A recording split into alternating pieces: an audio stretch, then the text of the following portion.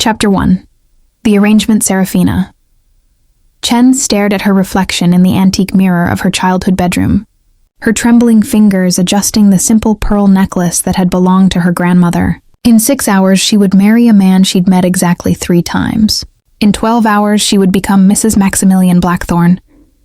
The thought sent ice through her veins. Sarah.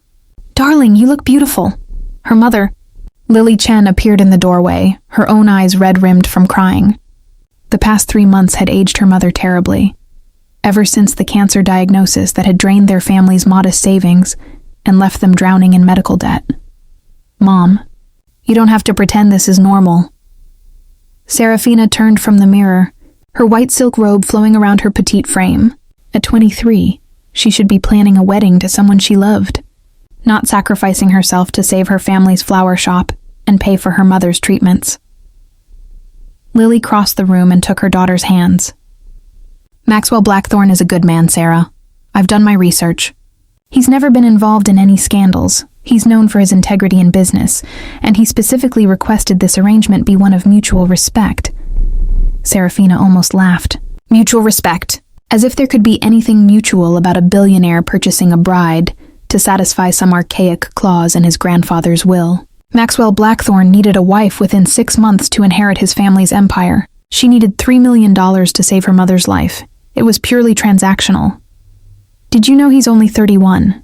Lily continued, clearly trying to find silver linings. "And he's incredibly handsome. I saw him on the cover of Fortune last month." Yes, Serafina had seen that cover too. Maxwell Blackthorne, heir to Blackthorne Industries, with his sharp jawline, piercing steel gray eyes, and the kind of commanding presence that seemed to leap from photographs. He looked like a man who'd never known a moment's uncertainty, never had to choose between paying rent or buying groceries. The complete opposite of her quiet, careful world. A soft knock interrupted her spiraling thoughts. "Miss Chen?" The voice belonged to Elena Rodriguez, the wedding coordinator Maxwell had hired. "The car will be here in 30 minutes. 30 minutes until she left her little apartment above Chen's garden, the flower shop her parents had built from nothing. 30 minutes until she stepped into a world of private jets and board meetings and expectations she couldn't possibly meet. "I can't do this," Serafina whispered, panic clawing at her throat.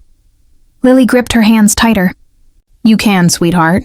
You're the strongest person I know. And maybe this won't be as cold as you think. When Mr. Blackthorne came to finalize the arrangements last week, I saw how he looked at you." Serafina remembered that meeting in excruciating detail. Maxwell had arrived at their modest shop like a force of nature in a perfectly tailored navy suit, his presence immediately shrinking the space between the flower displays and vintage cash register. But when his eyes had met hers across the cluttered counter, something unexpected had flickered in their gray depths. Not calculation. Not assessment of his purchase. Something that almost looked like reverence. "He asked me if you had any fears about the wedding night," Lily said quietly. "When I told him that you were innocent in such matters, he went completely still. Then he said, and I quote, 'Then I'll make sure she never has a reason to be afraid.'" Heat flooded Serafina's cheeks. The wedding night? She'd been trying not to think about it, but it lurked in the back of every anxious thought.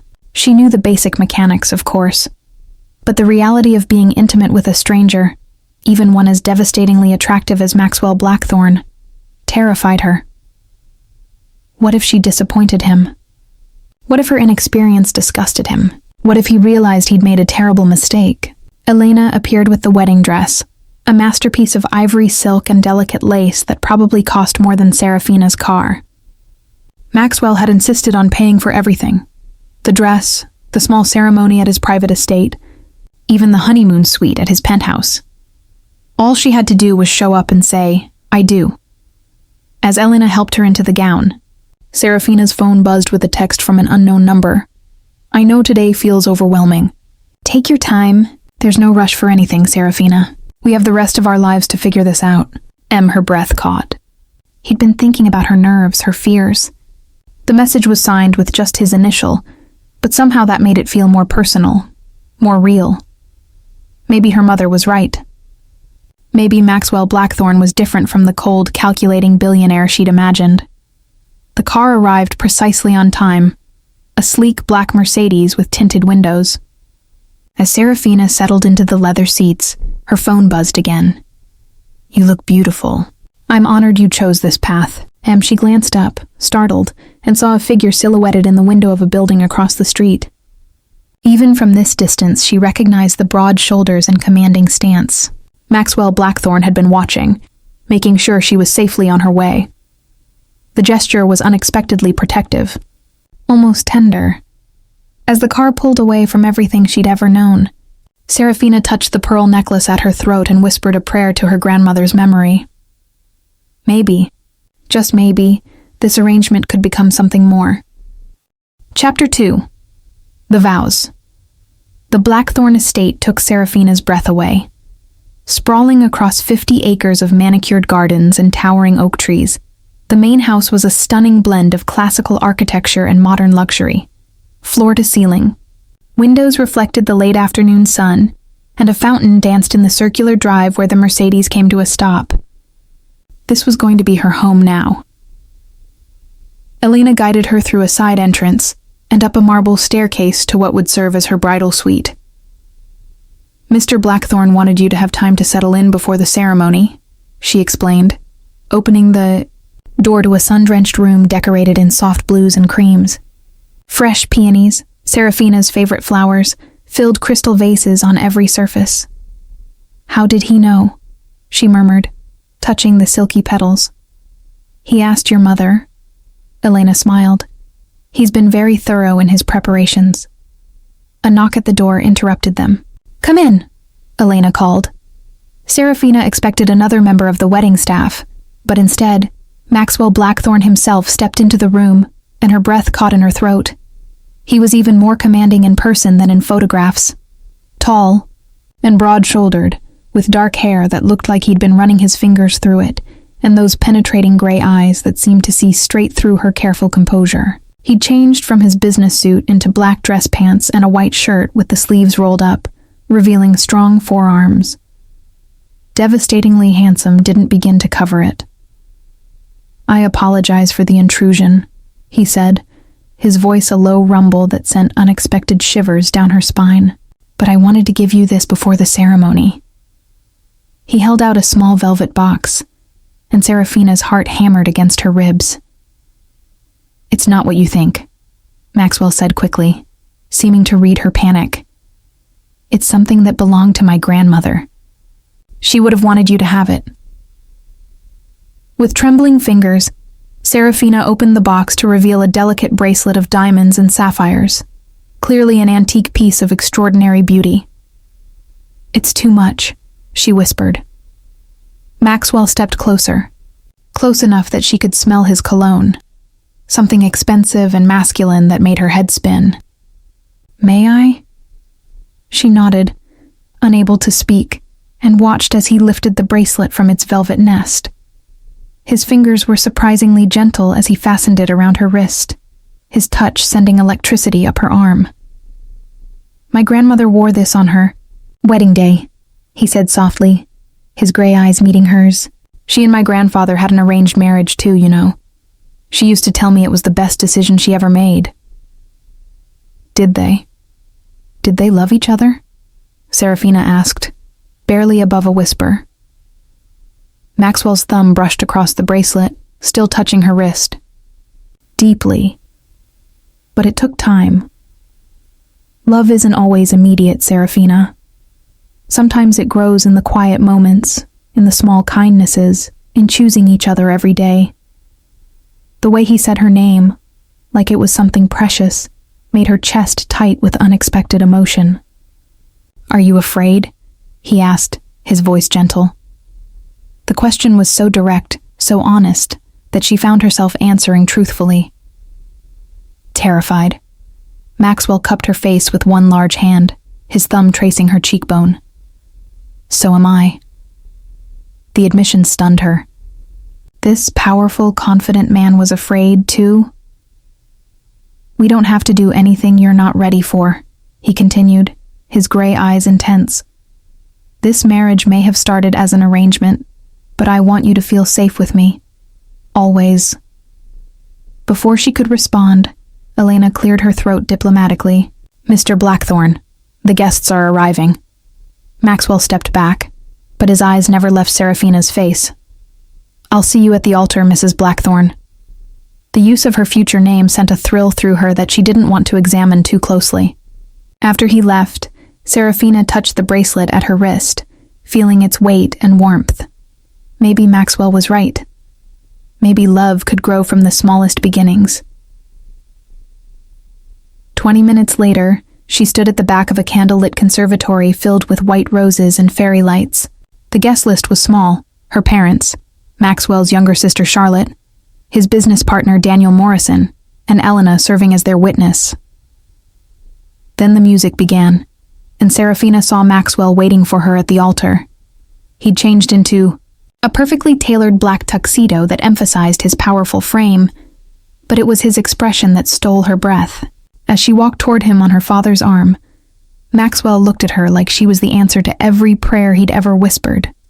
Not like a business transaction, like a blessing.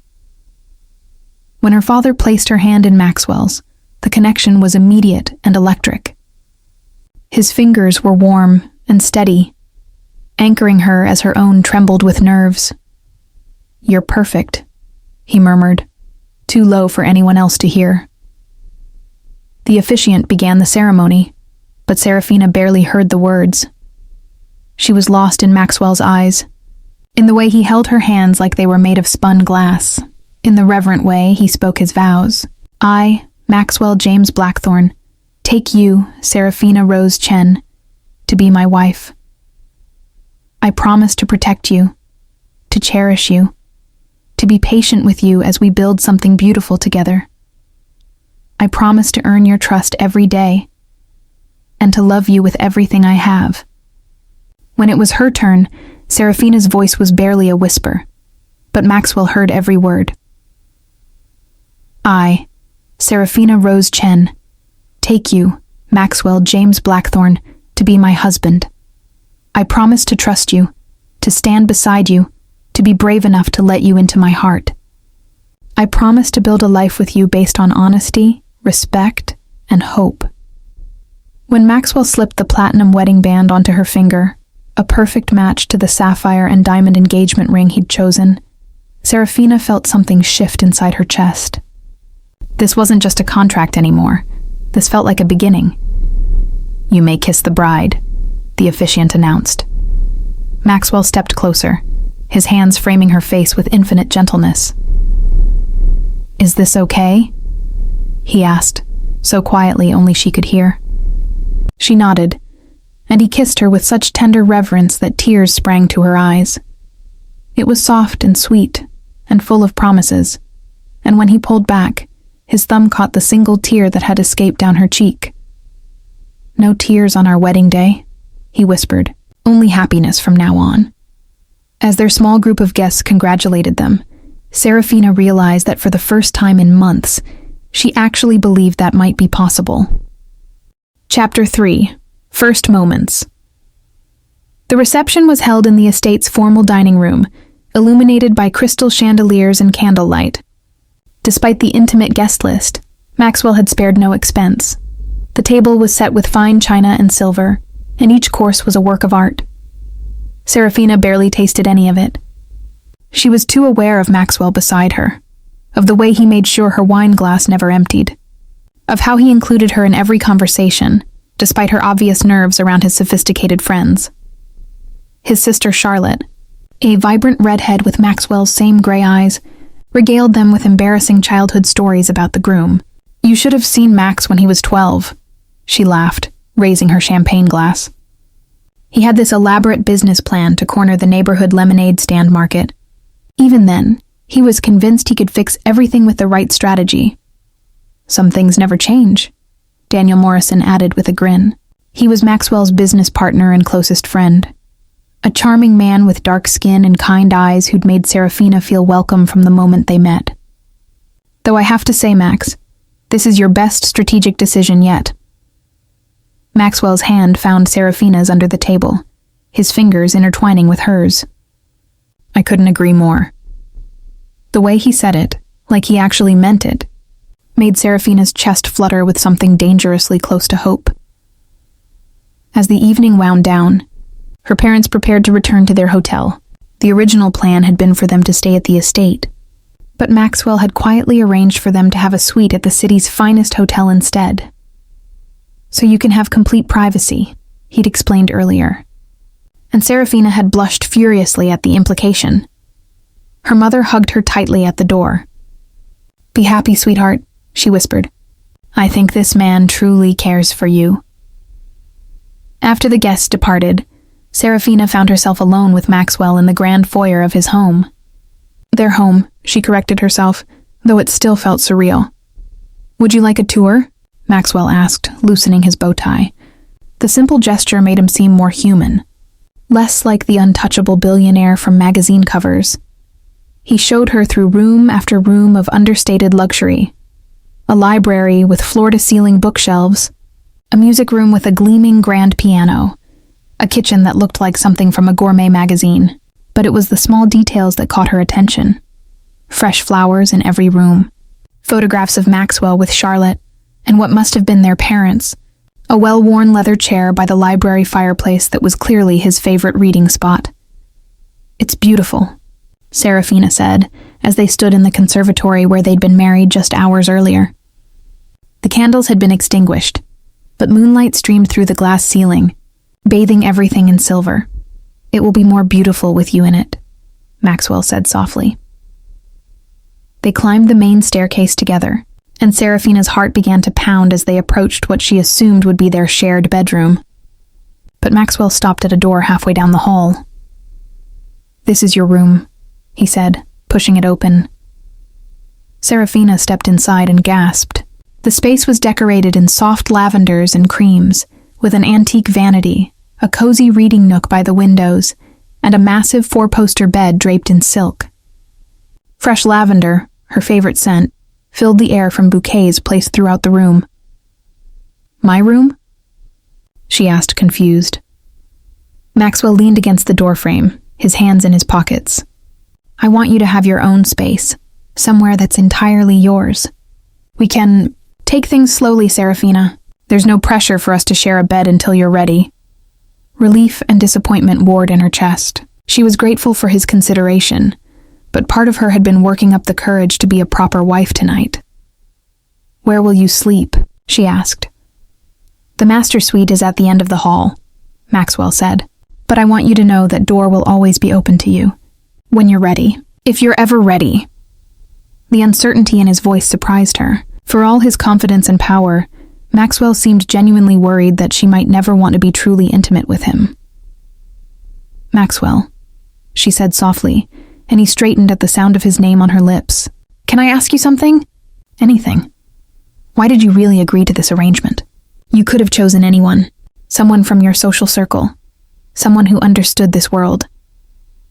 Maxwell was quiet for a long moment, his gray eyes studying her face in the moonlight streaming through her windows. Do you want the honest answer? He asked. She nodded. I saw your photograph before I met you, he admitted. Daniel's assistant had compiled a list of potential candidates, and there you were in a picture from your college graduation. You were laughing at something off camera, and you looked so genuinely happy, so full of light. I realized I'd never felt that kind of joy. Never even knew it was possible. Serafina's breath caught. Then I met you in person, and you were even more beautiful than your picture. But it was more than that. You were kind to everyone. The lawyer, Elena, even the photographer who kept taking too long. You treated everyone with the same respect, regardless of their position. And when you talked about your mother, about why you were willing to do this, I knew you had the kind of heart I'd been searching for my whole life. He stepped closer. Close enough that she had to tilt her head back to meet his eyes. I chose you, Serafina, because I hoped that maybe someday you might choose me too. Not because of money or obligation, but because you wanted to. The confession hung between them, vulnerable and honest. Serafina realized that this powerful, confident man was laying his heart bare for her, risking rejection from a woman he barely knew. I'm scared, she whispered. I know, Maxwell said gently. So am I. Not just of being intimate, she clarified, her cheeks burning. I'm scared of disappointing you, of not being enough for your world. Maxwell cupped her face in his hands, his thumb stroking her cheeks. You could never disappoint me. And as for my world, it means nothing without someone to share it with. The sincerity in his voice made her chest tight with emotion. This wasn't the cold, calculating arrangement she'd feared. This was a man who genuinely wanted to build something real with her. Can I think about it tonight? She asked. About us, about everything? Of course, Maxwell said immediately. Take all the time you need. He leaned down and pressed a soft kiss to her forehead. The gesture so tender it made her eyes prick with tears. Good night, Mrs. Blackthorne, he murmured against her skin. Good night, husband, she whispered back, and felt him smile against her forehead. After he left, Serafina sank onto the edge of her new bed, her mind spinning. She'd expected their wedding night to be awkward and obligatory, something to endure rather than enjoy. Instead, she found herself wishing Maxwell had stayed. Chapter 4. Morning Revelations. Serafina woke to the sound of soft jazz music drifting up from somewhere in the house. Sunlight streamed through the tall windows of her bedroom, and for a moment, she forgot where she was. Then she saw the wedding dress hanging carefully in the armoire, and reality came flooding back. She was married to Maxwell Blackthorne, and somehow, she'd slept better than she had in months. After a quick shower in the ensuite bathroom, which was larger than her entire apartment back home, Serafina dressed in a simple blue sundress and ventured downstairs. She followed the music to the kitchen, where she found Maxwell at the stove, wearing jeans and a gray cashmere sweater, his dark hair still damp from his own shower. He looked completely different from the commanding businessman in tailored suits. Younger, more relaxed, more human. Good morning, he said, looking up with a smile that made her stomach flutter. I hope you slept well. Better than I expected, she admitted, accepting the cup of coffee he offered. It was perfect, cream with just a hint of sugar. Exactly how she liked it. You remembered, she said. Surprised. I remember everything about you, Maxwell replied, and the quiet intensity in his voice made her cheeks warm. He was making breakfast. Actual cooking. Not just reheating something prepared by a chef. Fluffy pancakes, crispy bacon, fresh fruit cut into perfect pieces. You cook? Serafina asked, settling onto one of the bar stools at the kitchen island. My mother insisted Charlotte and I learn to be self-sufficient, Maxwell explained, flipping a pancake with practiced ease. She said wealth was no excuse for helplessness. Tell me about your parents, Serafina said, then immediately worried she was overstepping. If you want to, I mean. Maxwell's expression softened. They died in a car accident when I was 24. Charlotte was only 18. It's been just us for the past 7 years. I'm so sorry, Serafina said, her heart clenching at the pain she glimpsed in his eyes. They would have loved you, Maxwell said quietly. My mother always said the right woman would bring out the best in me. I think she was right. The breakfast he served was restaurant quality, and Serafina found herself relaxing as they talked. Maxwell asked about her childhood, her dreams beyond saving her mother, her favorite books and movies. He listened with genuine interest, asking thoughtful follow-up questions that showed he was truly paying attention. What about you? She asked as they finished eating. What did you want to be before you inherited an empire? Maxwell's smile was rueful. A teacher, actually. High school mathematics. I thought I could make a difference. Help kids who struggled with numbers the way I never did. You still could, Serafina said impulsively.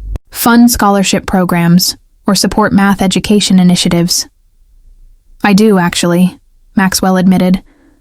But it's not the same as being in a classroom, connecting with students one-on-one. Serafina saw the wistfulness in his expression and realized that for all his wealth and power, Maxwell had given up his own dreams to fulfill family obligations. Just like she had. They were more alike than she'd thought. Maxwell, she began, then stopped, suddenly nervous about what she wanted to say. What is it? He encouraged. Last night, when you said you hoped I might choose you someday, I want you to know that I'm already starting to." Maxwell went very still, his coffee cup halfway to his lips. "Serafina, I know it's crazy," she rushed on. "We barely know each other, and this is all so overwhelming. But you're not at all what I expected. You're kind and thoughtful, and you make me feel safe in a way I've never experienced before." Maxwell set down his cup and moved around the island until he was standing in front of her. "Do you mean that?" "Yes," she whispered. He cupped her face in his hands, his thumbs stroking her cheekbones. "I want to kiss you," he said quietly. "Really kiss you this time." Serafina's heart hammered against her ribs, but she nodded. "I want that too." When Maxwell's lips met hers, it was nothing like the chaste kiss they'd shared at their wedding ceremony. This was deeper, more passionate, full of barely restrained hunger that made her knees weak. His hands tangled in her hair, and she found herself gripping his sweater, pulling him closer. When they finally broke apart, both were breathing hard. "Wow," Serafina whispered. Maxwell's laugh was low and rough. "My thoughts exactly." Her phone buzzed with a text, breaking the spell. It was from her mother. "How are you feeling this morning, sweetheart?" "I should let her know I'm okay," Serafina said, showing Maxwell the message. "Why don't you invite them over for lunch?" Maxwell suggested. "I'd like to get to know them better." The fact that he wanted to include her family, to make them feel welcome in his home, touched Serafina deeply. This wasn't a man who saw her as a commodity he'd purchased. This was a man who was genuinely trying to build a life with her. As she texted her mother back, Maxwell moved behind her, his hands settling on her shoulders. The touch was casual but intimate, the kind of gesture that spoke of growing comfort between them. "Serafina," he said softly. "Yes? I want you to know that whatever happens between us, whatever we build together, it will be because we both want it. You never have to feel obligated to me. Not in any way." She turned in his arms, struck by the sincerity in his gray eyes. "What if I want to feel obligated to you? What if I want to be a real wife to you?" Maxwell's sharp intake of breath was audible. "Are you saying—" "I'm saying that maybe tonight I won't sleep alone," Serafina said, her cheeks burning but her voice steady. "If you want that too." Maxwell's hands tightened on her shoulders. "Serafina, are you sure? We don't have to rush." She silenced him with a kiss, pouring all her growing feelings into the contact. When they broke apart, his eyes were dark with desire and something deeper. "I'm sure," she whispered. "I want to be yours, Maxwell, completely." The rest of the day passed in a blur of stolen kisses and meaningful glances. Her parents came for lunch, and Serafina watched in amazement as Maxwell charmed them completely. He asked her father about his military service, complimented her mother's recovery progress, and treated them with the same respect he'd show business partners.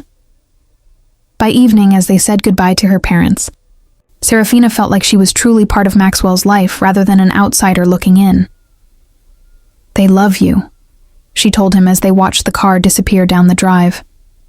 "The feeling is mutual," Maxwell replied, his arm around her waist. "They raised an incredible daughter." As night fell, Serafina's nerves returned. She'd been brave in the morning light, but now that the moment was approaching, all her fears came rushing back. What if she disappointed him? What if her inexperience showed? What if— "Hey," Maxwell said softly, apparently reading her anxiety. "Where did you go just now?" "I'm scared," she admitted. "About tonight. About not being good enough for you." Maxwell turned her to face him, his hands gentle on her shoulders. "Can I tell you a secret?" She nodded. "I'm scared too," he confessed. "I've never been with someone who mattered before. I've never had so much to lose." The admission made her chest tight with emotion. He was scared of disappointing her too, of not being what she needed. "We'll figure it out together," she said softly. Maxwell's smile was tender and full of love. "Together," he agreed. As they headed upstairs hand in hand, Serafina realized that this wasn't about obligation or arrangement anymore. This was about two people choosing each other, choosing to trust each other with their hearts and bodies. This was about love. Chapter 5. The Wedding. Knight Maxwell led her to his bedroom at the end of the hall, and Seraphina's breath caught at the sight. The master suite was elegant and masculine, decorated in deep blues and rich woods. Floor-to-ceiling windows overlooked the moonlit gardens, and a fire crackled softly in the stone fireplace. Rose petals were scattered across the dark blue comforter of the massive bed, and candles flickered on every surface, bathing the room in golden light.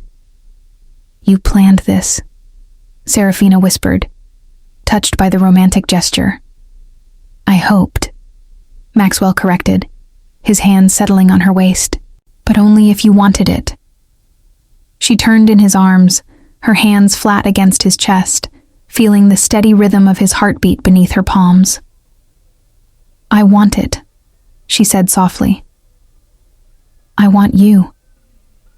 Maxwell's eyes darkened, but his touch remained gentle as he cupped her face. "We'll go slowly," he promised. "And if you want to stop at any point—" "I won't," Seraphina interrupted, surprising herself with her certainty. "Maxwell, I trust you completely." The confession seemed to undo him. With a soft groan, he captured her lips in a kiss that was deeper and more passionate than any they'd shared before. His hands tangled in her hair, and she melted against him, her body responding to his touch with an intensity that shocked her. When they broke apart, both were breathing hard. "Are you sure?" Maxwell asked one more time, his forehead pressed against hers. "I've never been more sure of anything," Seraphina whispered. With infinite gentleness, Maxwell reached for the zipper of her dress. "Tell me if you need me to stop," he said softly. The dress pulled at her feet, leaving her in delicate lace lingerie that she'd chosen specifically for tonight. Maxwell's sharp intake of breath was audible. "You're perfect," he whispered reverently, his hands skimming her bare shoulders. "So incredibly beautiful." Seraphina had expected to feel shy, exposed, but Maxwell's obvious appreciation and the love she saw in his eyes made her feel powerful instead, desired, cherished. Her own hands went to the buttons of his shirt, and Maxwell stood perfectly still as she slowly revealed the broad expanse of his chest. He was magnificent, all lean muscle and warm skin that begged to be touched. When they were both undressed, Maxwell lifted her carefully and carried her to the bed, laying her down among the rose petals with such tenderness it brought tears to her eyes. "Will it hurt?" she asked softly, the question that had been haunting her all day finally spoken aloud. Maxwell's expression melted with love and understanding. He stretched out beside her, gathering her close against his warm body. "I'll make sure it doesn't," he promised, pressing soft kisses to her face, her neck, her shoulders. "I'll take care of you, Seraphina. I'll make it beautiful for you." And he did. Maxwell worshipped her body with patient hands and reverent kisses, taking time to discover what made her sigh, what made her arch against him, what made her cry out his name. He was gentle and thorough, and completely focused on her pleasure, never rushing, always asking if she was okay. When he finally joined with her, Seraphina felt only the briefest moment of discomfort before it melted into something incredible. Maxwell held her close, whispering words of love and encouragement, moving with such careful control that she knew he was putting her needs above his own. "I love you," she gasped against his throat, a sensation built inside her, and felt Maxwell go rigid in her arms. "Say that again," he demanded, his voice rough with emotion. "I love you, Maxwell," she repeated, meaning every word. "I love you so much." "I love you too," he groaned. And then there were no more words, only sensation and connection, and the most incredible feeling of completeness Seraphina had ever experienced. Afterward, as they lay tangled together in the candlelight, Maxwell traced gentle patterns on her bare shoulder. "Are you okay?" he asked softly. Seraphina lifted her head to look at him, struck by the tender concern in his gray eyes. "More than okay," she whispered. That was incredible. Maxwell's smile was pure masculine satisfaction. "It will only get better," he promised, pressing a kiss to her forehead. "Is that possible?" Serafina asked, and laughed at his confident nod. As they settled into sleep, Maxwell's arms wrapped protectively around her. Serafina marveled at how completely her life had changed in just 24 hours. This morning, she'd been a terrified bride in an arranged marriage. Tonight, she was a woman deeply in love with her husband. "No regrets?" Maxwell asked softly, as if reading her thoughts. "None," Serafina replied, pressing a kiss to his chest. "Best decision I ever made." Maxwell's arms tightened around her. "Mine too," he murmured into her hair. "Mine too." Chapter 6. New Beginnings. Serafina woke to the sensation of gentle kisses being pressed to her bare shoulder. Morning sunlight streamed through the tall windows, and she could hear birds singing in the gardens outside. "Good morning, Mrs. Blackthorne," Maxwell murmured against her skin, his voice rough with sleep and affection. She turned in his arms, smiling at the sight of his tousled hair and the tender expression in his gray eyes. "Good morning, husband." The night had exceeded every expectation she'd harbored. Maxwell had been everything he'd promised: gentle, patient, passionate, and completely devoted to her pleasure and comfort. She felt transformed, not just physically but emotionally. The scared girl who'd walked down the aisle yesterday was gone, replaced by a woman who knew she was cherished. "How are you feeling?" Maxwell asked, his thumb stroking her cheek with infinite tenderness. "Perfect," Serafina replied honestly. "Absolutely perfect." Maxwell's smile was radiant. "I was hoping you'd say that." He leaned down and captured her lips in a soft morning kiss that made her toes curl. A soft knock at the door interrupted them, followed by Charlotte's voice. "Max, are you decent? I brought coffee and pastries from that bakery Serafina mentioned yesterday." Maxwell groaned softly against Serafina's lips. "My sister has impeccable timing," he muttered. "Just a minute," Serafina called, laughing as Maxwell reluctantly released her. They quickly pulled on robes, Maxwell lending her one of his silk ones that smelled like his cologne and hung nearly to her ankles. Charlotte entered with a breakfast tray, her red hair bright in the morning sunlight. "I figured you two might want to ease into married life without worrying about breakfast," she said with a knowing smile. "Plus, I wanted to properly welcome my new sister-in-law." "Thank you," Serafina said warmly, touched by the gesture. "That's incredibly thoughtful." "Don't let her fool you," Maxwell said, settling beside Serafina on the small couch by the fireplace. "She's fishing for details about our wedding night." "Max," Charlotte protested, but her grin was unrepentant. "I'm just happy to see you so glowy. Both of you." Serafina felt her cheeks warm, but she couldn't deny the happiness that seemed to radiate from every pore. She felt like she was glowing. "Actually, I have news that might interest you both," Charlotte continued, settling into the armchair across from them. "I got a call from Grandmother Evelyn's lawyer this morning. The will stipulation has been satisfied. Max, you're officially the CEO of Blackthorn Industries as of today." Maxwell's hand tightened on Serafina's, and she saw something complex flash across his features. Relief. "Yes, but also a hint of guilt. What's wrong?" Serafina asked softly. "I just want to make sure you know," Maxwell said, turning to face her fully, "that while this arrangement started because of my grandfather's will, last night, everything between us, it had nothing to do with business or inheritance." The vulnerability in his voice made Serafina's heart clench. Even now, even after everything they'd shared, he was worried she might doubt his feelings.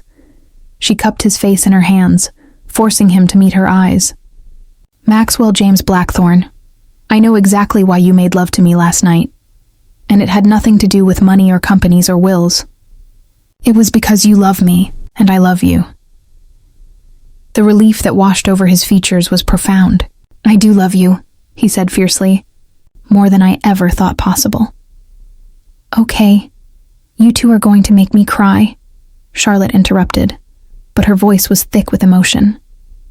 "Max, I've never seen you this happy, ever."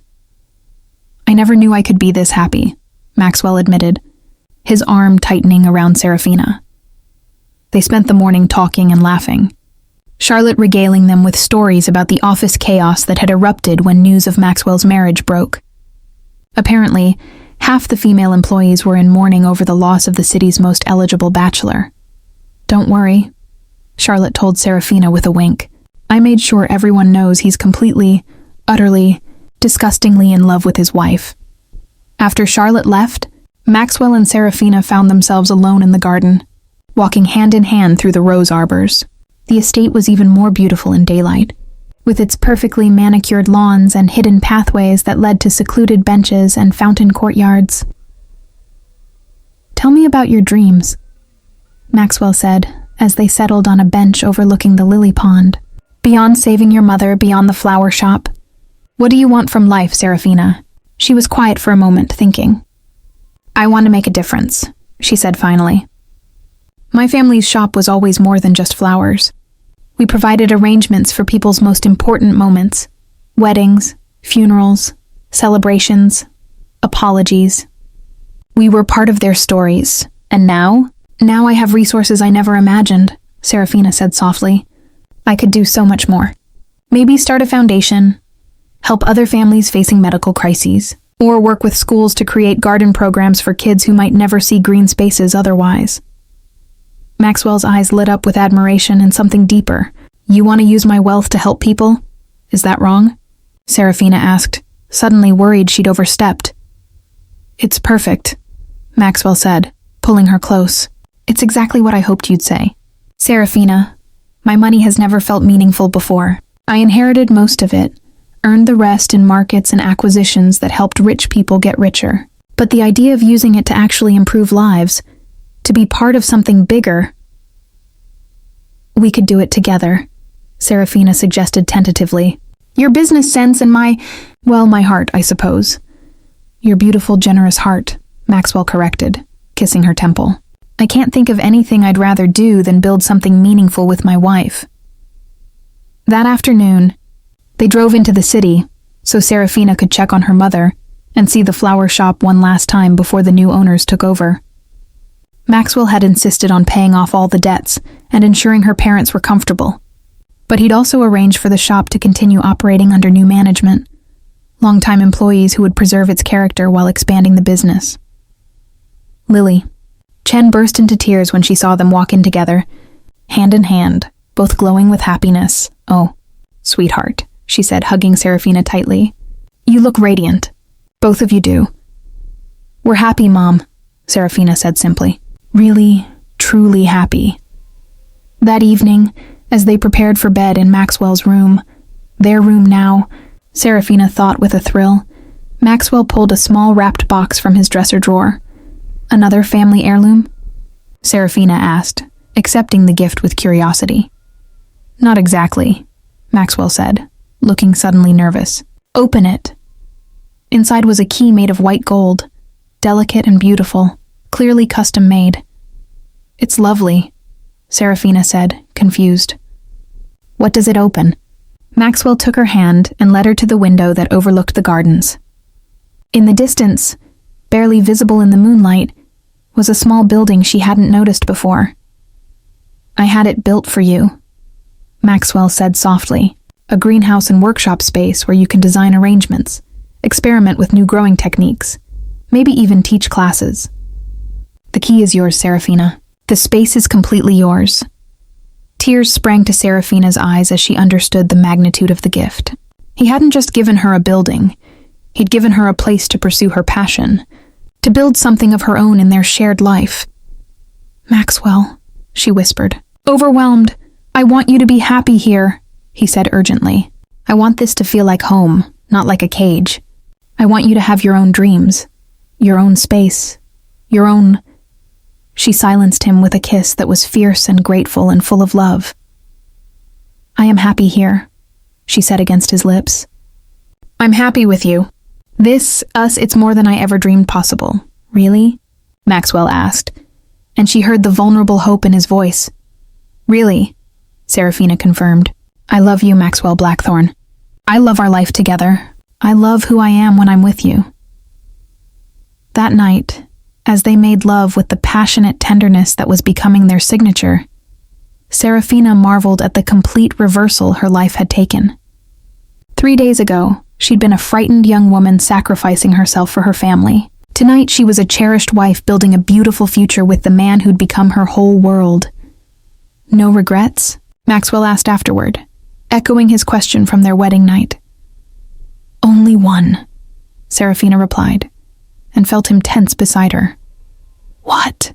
He asked, worry creeping into his voice. She smiled and pressed a kiss to his chest, right over his heart. I regret that we didn't meet sooner. Maxwell's laughter rumbled through his chest. Mrs. Blackthorne, you are going to be the death of me. But what a way to go, Serafina said impishly, and squealed when he rolled her beneath him, his eyes promising delicious retribution. As they lost themselves in each other once again, Serafina silently thanked whatever force had brought them together. Their marriage had begun as a business arrangement, but it had become something infinitely more precious. It had become love. Chapter 7.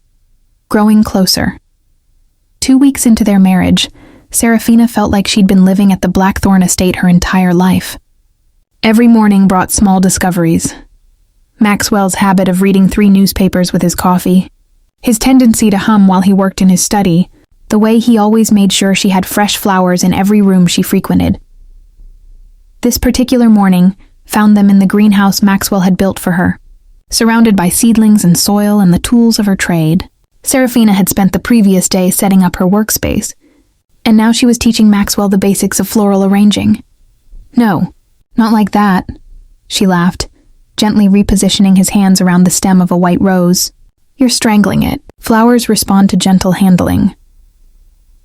I'm better with numbers than living things, Maxwell admitted, but he was smiling as he tried again under her patient guidance. That's not true, Serafina protested. You're wonderful with me, and I'm definitely a living thing. Maxwell's hands stilled on the flowers, and when he looked at her, his gray eyes were intense with emotion. You're not just any living thing. You're the most precious thing in my world. The sincerity in his voice made Serafina's chest tight with love.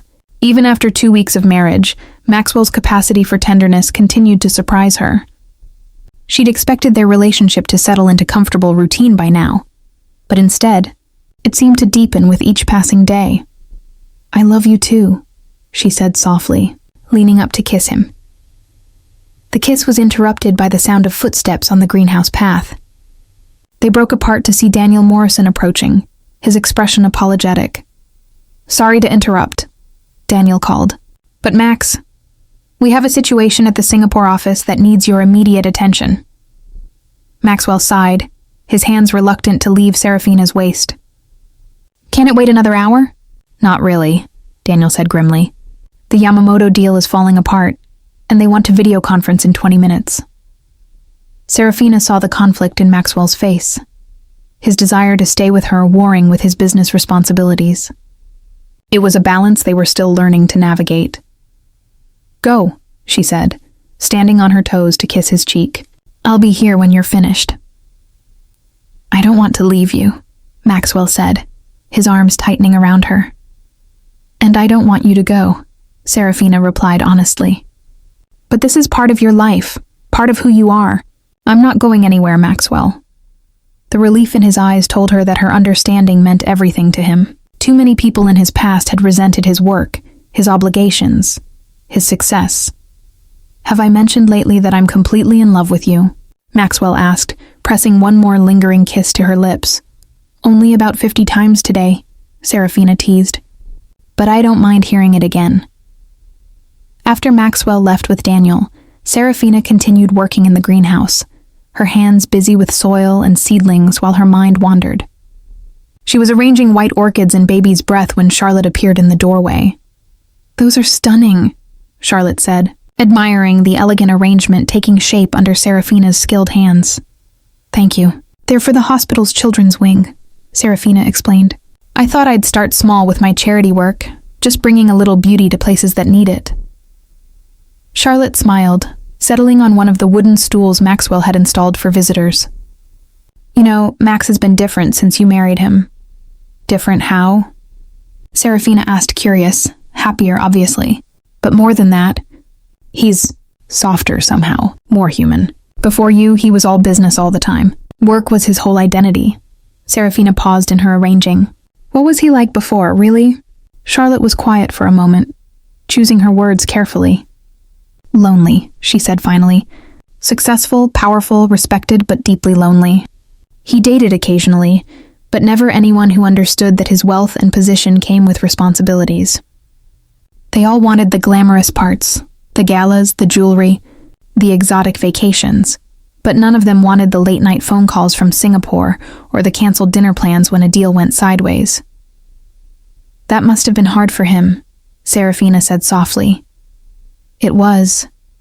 And I think he'd resigned himself to being alone rather than settling for someone who only wanted him for his money. Charlotte's smile was warm. Then he met you, and suddenly he remembered what it felt like to be chosen for who he is, rather than what he has. The words sent a warm glow through Serafina's chest. She thought about the way Maxwell looked at her, like she was a miracle he couldn't quite believe was real. Can I ask you something? Charlotte continued. Do you ever regret it? The arrangement, I mean, marrying a stranger to save your family? Serafina considered the question seriously. Did she regret it? The scared girl who'd walked down the aisle 2 weeks ago might have, but the woman she was becoming had no doubts. No, she said finally. I can't regret the best thing that ever happened to me. That evening, Maxwell returned from his emergency conference call looking exhausted but triumphant. The Singapore deal was back on track, but it had taken hours of delicate negotiation to repair the damage. Success? Serafina asked, looking up from the book she'd been reading in his study. Success, Maxwell confirmed, loosening his tie as he crossed to where she was curled up in his leather chair. Sorry it took so long. Don't apologize, Serafina said, rising to help him with his jacket. I'm proud of you for saving the deal. Maxwell's hand settled on her waist, pulling her close. Most women would be angry about having their day interrupted. I'm not most women, Serafina pointed out. I'm your wife. Your success is my success. The way Maxwell looked at her, like she'd just offered him the world, made Serafina's heart race. I don't deserve you, he said quietly. Yes, you do, Serafina replied firmly. You deserve someone who sees how hard you work, how much you care about doing right by everyone who depends on you. You deserve someone who loves all of you, not just the easy parts. Maxwell's response was to kiss her with such passion that her knees went weak. When they broke apart, both were breathing hard. Dinner? Maxwell asked, his forehead pressed against hers. Later, Serafina replied, her hands already working on the buttons of his shirt. Much later, Maxwell's laugh was low and delighted as he lifted her into his arms, carrying her toward their bedroom with the confident stride of a man who knew he was completely, utterly loved. As they tumbled onto their bed together, Serafina marveled at how natural this felt. Loving him, being loved by him, building a life together one small moment at a time. Their marriage had begun with a contract, but it had become something infinitely more beautiful. It had become home. Chapter 8. Challenges and Growth. 3 months into their marriage, Serafina faced her first real test as Maxwell's wife. They were attending the annual Blackthorn Industries Gala, a glittering affair that brought together the city's most powerful business leaders, politicians, and socialites. Serafina had been dreading it for weeks. You look incredible, Maxwell said, as she emerged from their walk-in closet wearing a midnight blue evening gown that hugged her curves and flowed like liquid silk. Sapphires, Maxwell's wedding gift to her, glittered at her throat and ears. I look like I'm playing dress-up, Serafina replied nervously, adjusting the gown's neckline for the 10th time. Maxwell crossed to her, taking her restless hands in his. You look like exactly what you are, a brilliant, beautiful woman who belongs at my side, Maxwell. I don't know anything about corporate politics or international finance or... And you don't need to, Maxwell interrupted gently. You know about people, about kindness, about making connections that matter. That's infinitely more valuable than knowing the latest stock prices. Despite his reassurance, Serafina's nerves were a tangled mess as they arrived at the grand ballroom of the Ritz-Carlton. The space was opulent beyond imagination. filled with women in designer gowns and men in perfectly tailored tuxedos. Crystal chandeliers cast everything in golden light, and champagne flowed freely among guests who moved with the casual confidence of inherited wealth. Mr. and Mrs. Blackthorne, their host announced as they entered, and suddenly all eyes were on them. Serafina felt exposed under the collective scrutiny, aware that everyone was assessing Maxwell's mysterious new wife. She caught snippets of whispered conversation as they moved through the crowd. Married her after knowing her for what? 5 minutes? Pretty enough, but hardly his usual type. I heard it was some kind of arrangement. Maxwell's hand tightened on hers, and she realized he was hearing the same whispers. His jaw was set in a hard line, and she could see the barely controlled anger in his gray eyes. "Ignore them," Serafina said softly. "They don't matter." "They're talking about you like you're some kind of commodity," Maxwell replied through gritted teeth. "Let them talk," Serafina said with more confidence than she felt. "We know the truth about us." The first few conversations were awkward but manageable. Maxwell introduced her to business partners and board members, men who were polite, but clearly wondered what this unknown young woman was doing in their exclusive circle. Then, Vivian Ashford approached, and Serafina knew immediately that she was facing her first real adversary. Vivian was everything Serafina wasn't. Tall, sophisticated with platinum blonde hair, and the kind of bone-deep confidence that came from a lifetime of privilege. She was also, as Serafina quickly learned, Maxwell's ex-girlfriend. "Maxwell, darling," Vivian purred, air-kissing both his cheeks while completely ignoring Serafina's presence. "You look wonderful. I was so surprised to hear about your sudden marriage." "Vivian," Maxwell said coolly, "I'd like you to meet my wife, Serafina." "Of course," Vivian said, finally deigning to acknowledge Serafina with a look that was both dismissive and calculating. "How lovely to meet you. I'm Vivian Ashford. Maxwell and I go way back." "It's nice to meet you too," Serafina replied evenly, extending her hand. Vivian's handshake was perfunctory, her attention already returning to Maxwell. "I was just telling Daddy that you simply must join us in the Hamptons this summer. The same old crowd, you know. Though I suppose," she glanced at Serafina, "the accommodations might be a bit overwhelming for someone unaccustomed to that lifestyle." The subtle insult hung in the air like poison. Serafina felt heat rise in her cheeks, but before she could respond, Maxwell stepped closer to her, his arm sliding protectively around her waist. "Serafina and I have our own plans for the summer," Maxwell said, his voice carrying an edge that made Vivian's eyes narrow. "We're looking forward to spending time at our home rather than making the social rounds." "How domestic," Vivian replied with a laugh that didn't reach her eyes. "Well, I'm sure that novelty will wear off soon enough." After Vivian glided away, Maxwell looked ready to commit murder. "I'm going to have security escort her out," he said grimly. "No, you're not," Serafina replied, though her hands were shaking with anger and humiliation. "That would just give her more ammunition. She had no right to speak to you that way."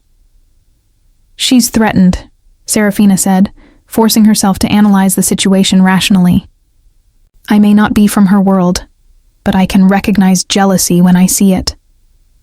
Maxwell cupped her face in his hands, his thumbs stroking her cheekbones. "You are worth 100 of her." "I know," Serafina said, and realized with surprise that she meant it. "I know who I am, Maxwell. More importantly, I know who we are together." The rest of the evening was a blur of conversations and champagne, but Serafina found her confidence growing with each interaction.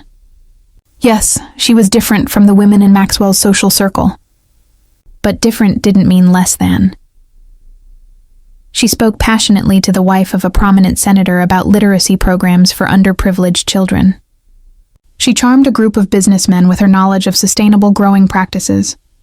She even managed to turn a condescending comment about her quaint little flower business into an engaging discussion about small business economics. By the end of the night, she was exhausted but triumphant. She'd not only survived her first high society event, she'd thrived. "I'm so proud of you," Maxwell said as their car pulled away from the hotel. "You were magnificent tonight." "I was terrified for the first hour," Serafina admitted, leaning against his shoulder. You never showed it.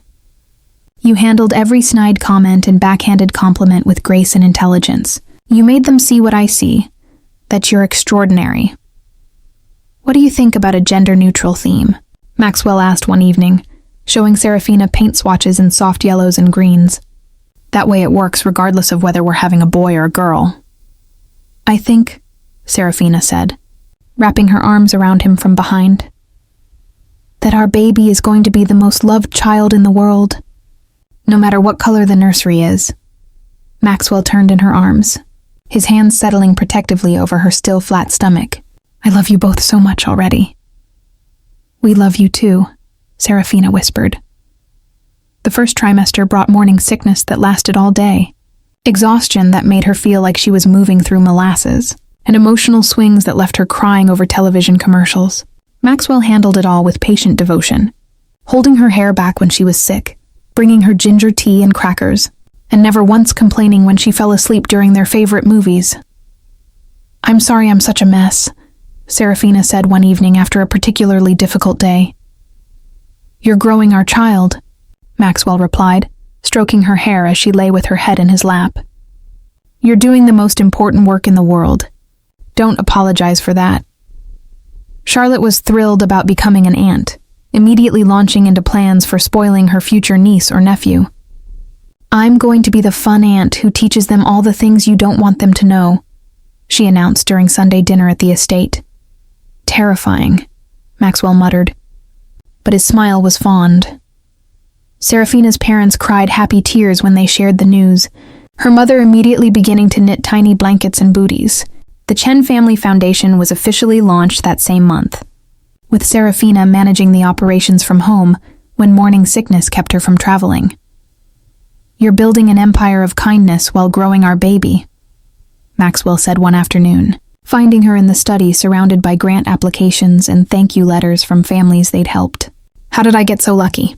By the 4th month, the morning sickness had finally subsided, and Serafina felt like herself again, a version of herself with a small but visible bump that Maxwell couldn't stop touching. Hello in there, he whispered to her belly one night, his large hand warm against her skin. This is your daddy. I can't wait to meet you.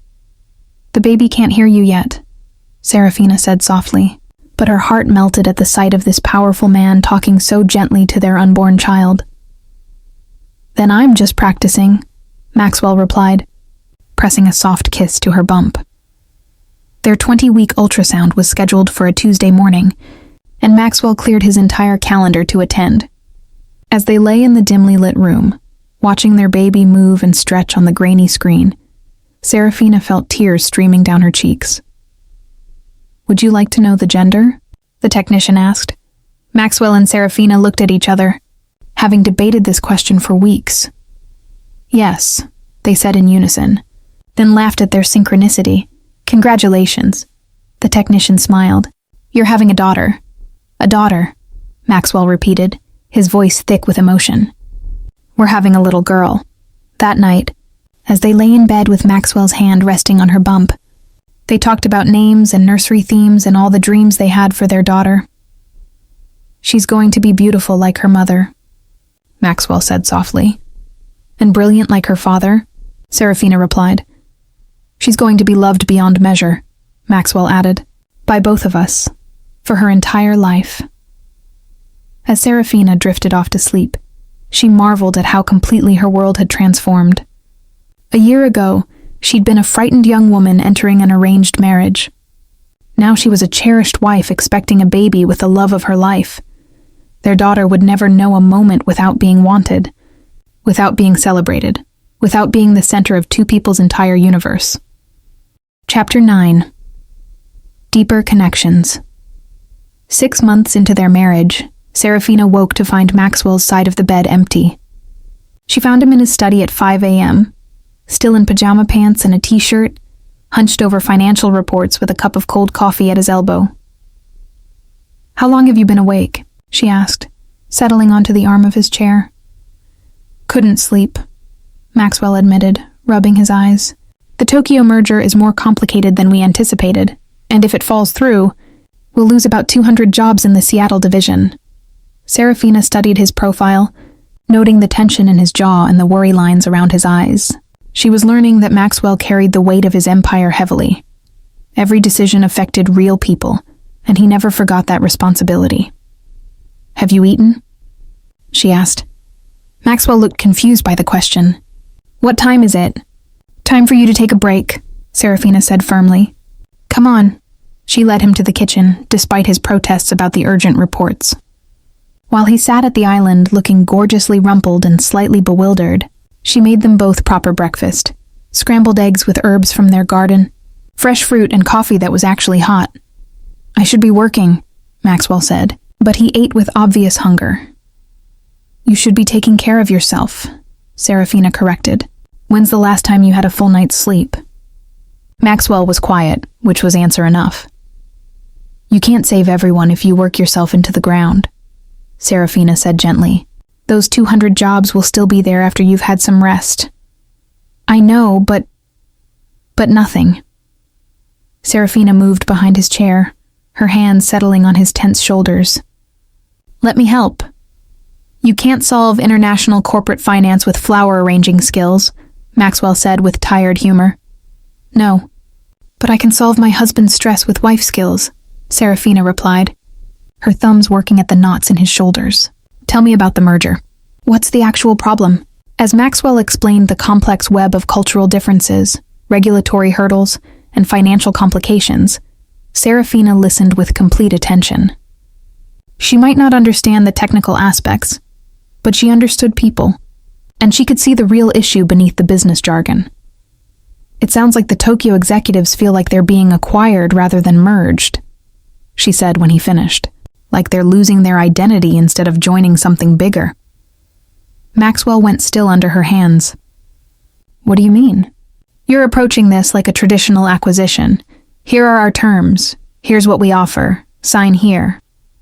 But they need to feel like partners, not purchases. What if you found ways to honor their company culture in the merged entity? Keep their headquarters as a regional center, maintain some of their leadership structure, create a true cultural exchange between the offices? Maxwell turned to face her, his gray eyes wide with realization. "You're talking about making this a true partnership instead of a takeover." "I'm talking about treating people like people instead of assets," Serafina said simply. Within an hour, Maxwell was on a conference call with his team, outlining a completely revised approach to the merger based on Serafina's insights. By noon, the Tokyo executives had agreed to resume negotiations. "How did you do that?" Maxwell asked as he hung up from the successful call. "I just listened," Serafina said, but Maxwell was looking at her like she'd performed a miracle. "No, it's more than that. You see things I miss, the human element that gets lost in all the numbers and contracts." That afternoon, Maxwell did something unprecedented. He canceled the rest of his meetings and spent the day with Serafina in their garden. They worked side by side, planting new roses and talking about everything and nothing. "I've been thinking about what you said," Maxwell said as they sat on their favorite bench watching the sunset. "About finding balance. Oh, I want to promote Daniel to handle more of the day-to-day operations. Give him the authority to make decisions without running everything past me first." Serafina turned to study his profile. "That's a big step for you." "I trust him," Maxwell said simply. "And more importantly, I trust us. I want to be present for our life together, not just the man who comes home exhausted every night."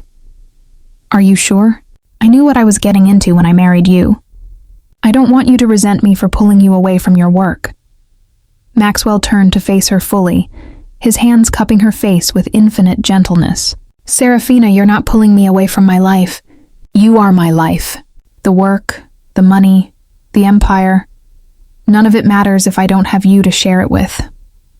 That night, as they made love with the slow, reverent passion that had become their signature, Serafina marveled at how much they'd both grown. Maxwell was learning to trust others with his responsibilities, and she was learning to trust herself in his sophisticated world. "I have something to tell you," Serafina said, as they lay tangled together afterward. Maxwell's arms tightened around her. "What is it?"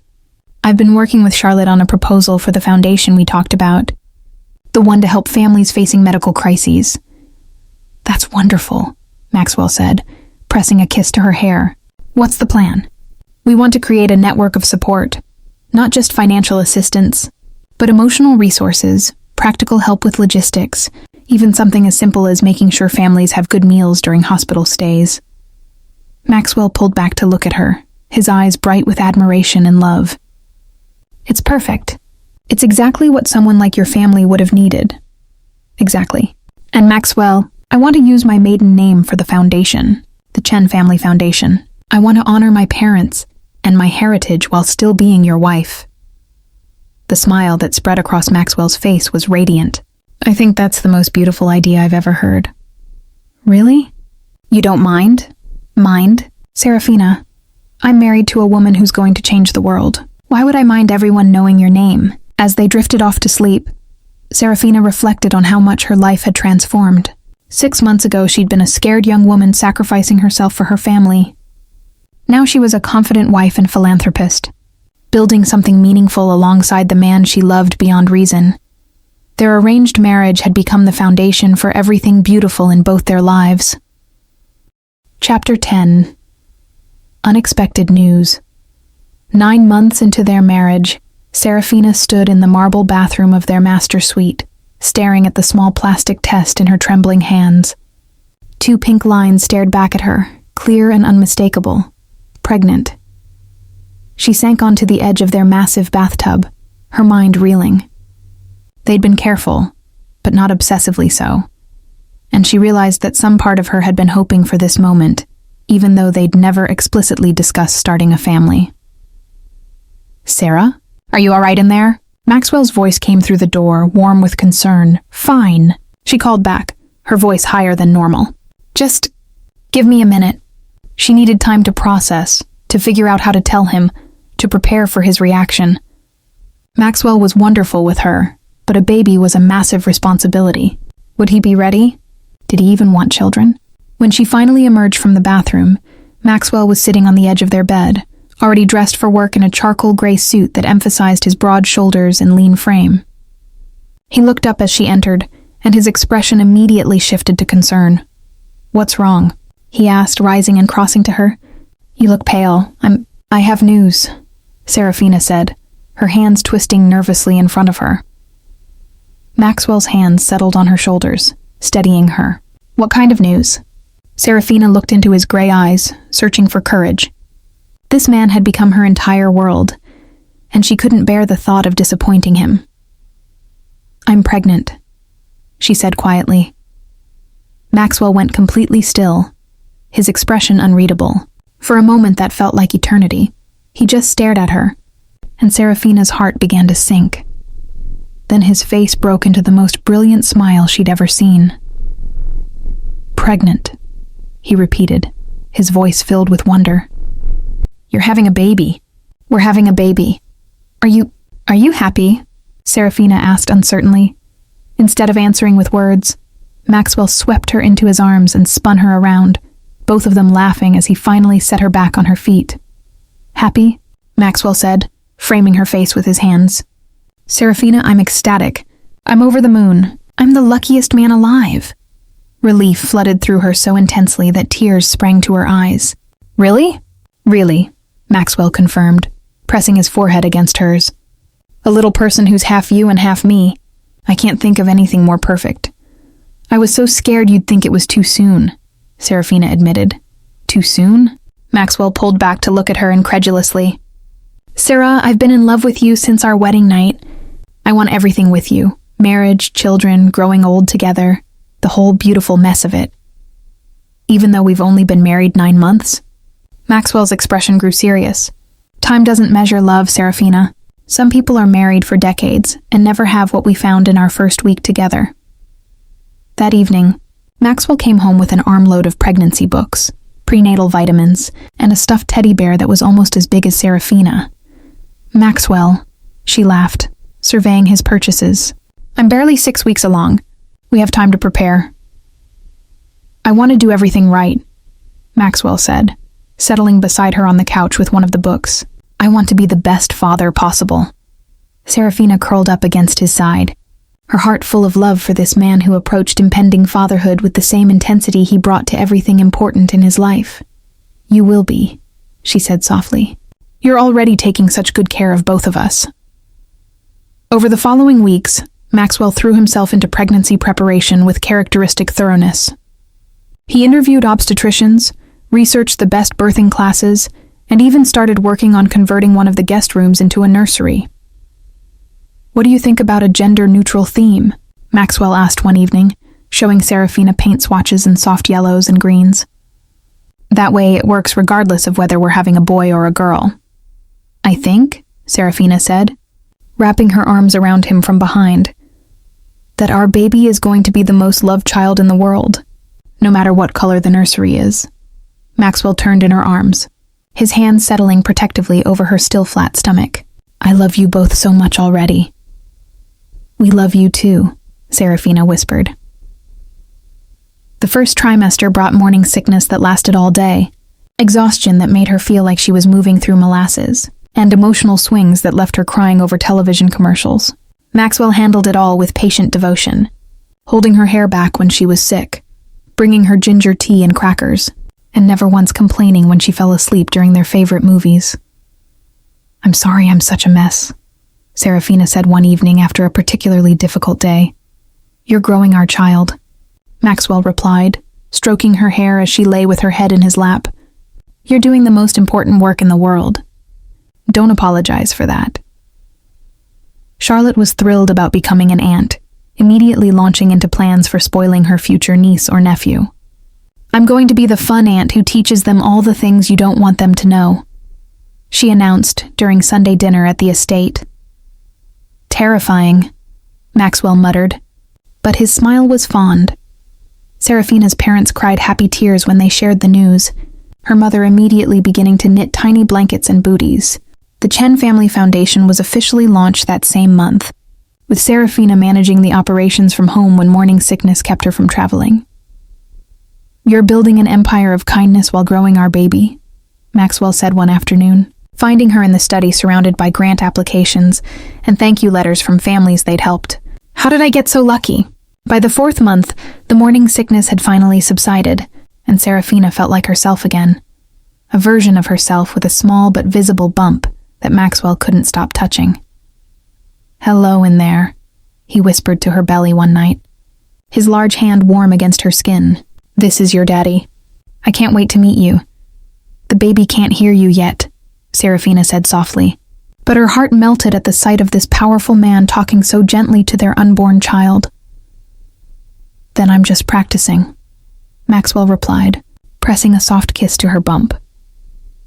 Their 20-week ultrasound was scheduled for a Tuesday morning, and Maxwell cleared his entire calendar to attend. As they lay in the dimly lit room, watching their baby move and stretch on the grainy screen, Serafina felt tears streaming down her cheeks. "Would you like to know the gender?" the technician asked. Maxwell and Serafina looked at each other, having debated this question for weeks. "Yes," they said in unison, then laughed at their synchronicity. "Congratulations," the technician smiled. "You're having a daughter." "A daughter," Maxwell repeated, his voice thick with emotion. "We're having a little girl," that night. As they lay in bed with Maxwell's hand resting on her bump, they talked about names and nursery themes and all the dreams they had for their daughter. "She's going to be beautiful like her mother," Maxwell said softly. "And brilliant like her father," Serafina replied. "She's going to be loved beyond measure," Maxwell added, "by both of us, for her entire life." At 7 months pregnant, Serafina felt like she was carrying a basketball under her ribs. Their daughter, whom they'd decided to name Isabella Rose, was active and strong, keeping both parents awake with her nighttime acrobatics. "She's definitely going to be a handful," Maxwell said one evening, his hand on Serafina's belly as Isabella delivered a particularly sharp kick to his palm. "She gets that from you," Serafina replied, shifting uncomfortably on the couch. "Your stubborn streak, my stubborn streak," Maxwell protested. "You're the one who insisted on personally delivering care packages to foundation families until last week." "That's not stubborn. That's dedicated," Serafina said primly. then winced as Isabella found a particularly sensitive spot. "Oh, she's definitely your daughter. She likes to make her presence known." Maxwell's expression softened as he watched his wife, noting the way she unconsciously rubbed her lower back and the slight strain around her eyes. The pregnancy had been smooth overall, but the third trimester was taking its toll. "Why don't you go take a warm bath?" he suggested. "I'll bring you some of that tea Dr. Martinez recommended." "Maxwell, you don't have to. I want to," he interrupted gently. "Let me take care of you." As Serafina soaked in their enormous bathtub, Maxwell sat on the edge reading to her from one of their pregnancy books. It had become their nightly ritual, him learning about what to expect, her pretending the warm water was actually helping the constant ache in her back.